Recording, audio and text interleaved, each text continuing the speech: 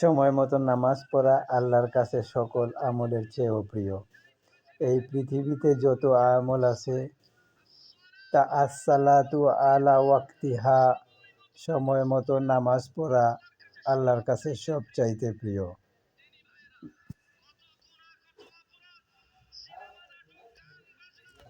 ওই একই ইবাদত সমস্ত গুনাহের কাফফারা, যেটা করে মুসলমান থাকতে হয়। যেমনটা বাচ্চা যুবক চাকরিতে ঢুকলো, ঢোকার পরে ডিউটিতে যে চাকরি বাঁচাইতে হলে, নাইলে চাকরি থাকবে না, তো চাকরি বরখাস্ত হয়ে যাবে।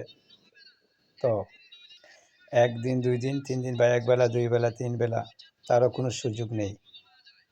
তো কোনো মানুষ যদি নিজেকে মুসলমান দাবি করে, সে প্রতিদিন 5 বার প্রমাণ করতে হবে যে সে মুসলমান, আদারওয়াইজ তার মুসলমানই টিকবে না।